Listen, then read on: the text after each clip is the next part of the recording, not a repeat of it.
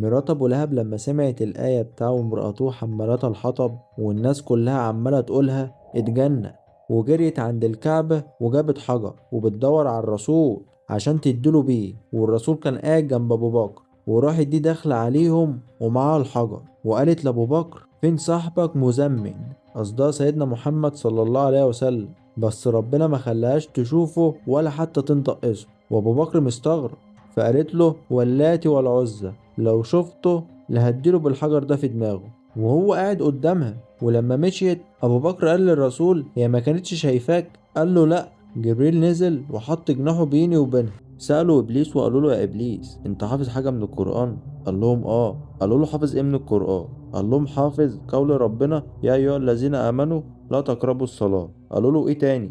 قال لهم حافظ فويل للمصلين لا تقربوا الصلاة وويل للمصلين. إبليس ما بيكملش الآية، المفروض يا أيها الذين آمنوا لا تقربوا الصلاة وأنتم سكارى وفويل للمصلين الذين هم عن صلاتهم ساهون. يعني لازم تاخد الآية كلها، ما ينفعش تاخد جزء وتسيب جزء، وإلا هتبقى زي إبليس. الراجل بيخرج كل يوم من قبره وبيقعد ينهق زي الحمار، وراسه راس حمار بسبب حاجة عملها في حياته.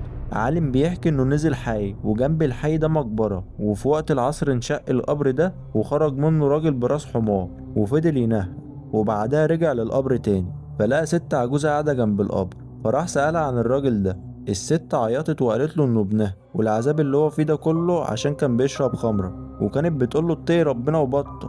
كان بيقول لي بطلت نهاية زي الحمار ومات، ومن ساعتها هو على الحال ده، فاحذر من عصيان الوالدين. سيدنا موسى كان عايز يتعلم علم زيادة، فربنا أوحاله إن في راجل صالح عنده علم مش موجود عند سيدنا موسى، فموسى سافر مع شخص والشخص ده يبقى سيدنا الخضر. سيدنا موسى طلب منه يعلمه من العلم اللي عنده، بس الخضر اشترط عليه إنه ما يسألهوش عن أي حاجة هو يعملها لحد ما هو يوضح له بنفسه. أول موقف الخضر بوظ سفينة، فموسى استغرب وسأله انت ليه عملت كده؟ فالخضر فكره بالشرط اللي هم اتفقوا عليه في الأول. وتاني موقف الخضر قتل طفل وموسى برضه استغرب. وتالت موقف دخلوا قرية بخيلة فلقوا جدار على وشك انه يقع، والخضر صلحه بدون اي مقابل، وموسى اعترض وسأله، فالخضر وضح له الحكمة من كل تصرف هو عمله. السفينة اللي هو دمرها كانت ملك للمساكين، وكان في ملك ظالم بياخد اي سفينة سليمة غصب عن اي حد، وقال له انا بوظتها عشان ما تتاخدش منهم، انما الغلام كان هيكبر وهيكون عقل والديه الصالحين، فربنا اراد ان يبدلهم خيرا منه. انما الجدار كان تحته كنز لايتام وابوهم كان رجل صالح، فربنا اراد ان يحفظ لهما كنزهما لحد ما يكبروا.